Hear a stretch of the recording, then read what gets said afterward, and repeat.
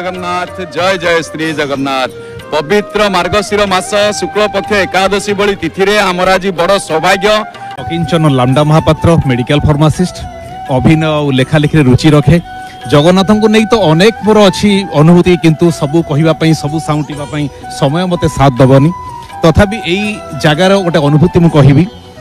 यही जगन्नाथ धाम रे मु फार्मासी करूली 1992 मसीह तो मत जो 16 वर्ष होता है तो अच्युतपुर गोटे गाँव अच्छी जोटा कि खोर्धा जिले में तो सीटा मो घर सेठू से कौन बस सुविधा न थाए। खोर्धा जिले में कौगा अच्युतपुर बोली गोटे गाँव अच्छी जंकिया पाखरे तो सेठू गोटे मात्र बस थाए तो से बस माने तदी मिस कर जो आउ तले बस मिलेनी तो एमती दिने मो प्रैक्टिकल क्लास हारिकी शनिवार दिन समय प्राय 4टा पर हम बस रे जाऊँगी तो भुवनेश्वर से जो पुराना बस स्टैंड थाए तो सेठी जाऊँगी तो मो साथी जड़े बसते जड़े एग्रीकल्चर ऑफिसर जड़े मो पाख सीट रे तो एमती बिंदास खुशी रे जाऊँगी तो जगन्नाथ पाखु मु आसे प्राय खाली अभड़ा खाइबापी तो सेमती जगन्नाथ को सेतटा विश्वास भरोसा करेनी जदिव मु आमिष छाड़ी पिला बेलू किंतु सेतटा जगन्नाथ को मानेनी तो मु जाइछि तो सेठी ओलेला परे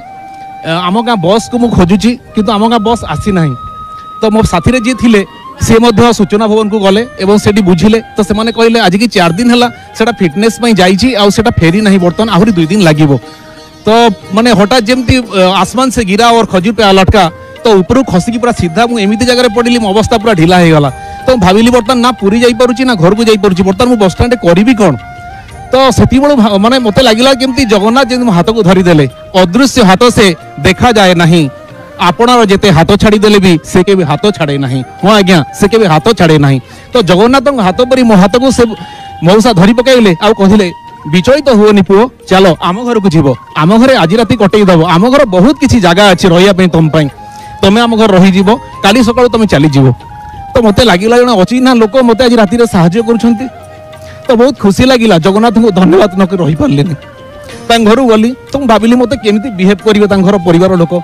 तो से नक कले कबाट मौसी कबाट खोलिले तो भद्रामी दृष्टि मौसी प्रणाम कहली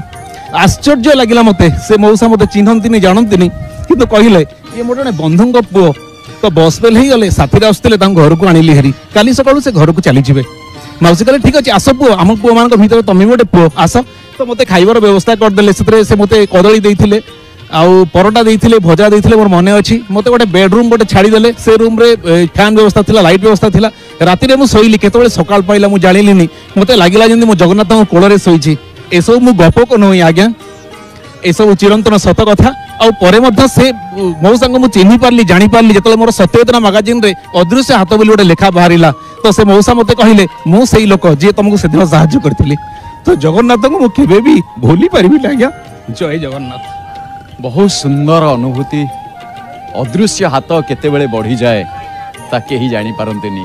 वास्तव में आमे सिना देखुचे महाप्रभुंकर हाथ नाई अर्थ अवगुंठन नाई अधा हाथ अधा गड़ा शरीर नाई सहस्त्र सहस्त्र भुज तेबे अगणित जगन्नाथ प्रेमी आपन को सार देखुचंती कौन आपण समान को वार्ता दबाकू चाहिए। जगन्नाथ स्वामी नयन पथगामी भव तुमे तुम केवल गोटे जिनस कहबी भगवान को विश्वास करो विश्वास कले आमर तो किसी क्षति हो जीवनी तो आम विश्वास कहीं करवानी आउ जे तांको स्वामी कर दिए जे तांकर दास हो जाए से केबे कहार दासत्व ग्रहण करे ना ये मोर छोट कथा निश्चय मन रखिए आज्ञा। जय जगन्नाथ। बहुत बहुत धन्यवाद। जय जगन्नाथ टी परिवार तरफ आपन को अशेष अशेष धन्यवाद देबो आपण मूल्यवान समय देथिबारु। जय जगन्नाथ टीवी देखंती आज्ञा मु प्राय सब जिनस देखे प्रार्थना रे मधे प्राय प्रोग्राम करूची तो ये जो जाए मु जोटा आमर थिला गोटे ज्ञानगुरु सीजन 1 सीजन 2 तो अल्प बहुत दर्शक मैंने मत देखी थे जानी थे आउ सत्यवेदना मैगजीन मोर लेखा बाहर मोर गोटे आध्यात्मिक चैनल गोटे अच्छी यूट्यूब रे तो फूल तोड़ा मनर शांति बोली ताको भी देखंतु मोर प्रवचन चैनल आ सेतरे मु किछि कविता आध्यात्मिक कविता उपस्थापना करे आउ बाकी जेते प्रार्थना चैनल हो आपनकर भक्ति चैनल हो बड़ सुंदर भाबरे सारंकर अनुभूति को आपण श्रवण कले एवं जय जगन्नाथ परिवार तरफ आपन गोटे पुस्तक प्रदान करूछु आशा करे पाखरे धन्यवाद। जय जगन्नाथ। अनुभूति कार्यक्रम रे गोटे सुंदर अभिनंदन सह सुंदर निमंत्रण तेबे निश्चित भाव में आम समस्त एक स्वर रे कहबा जय जय श्री जगन्नाथ जय जय श्री जगन्नाथ जय जय श्री जगन्नाथ।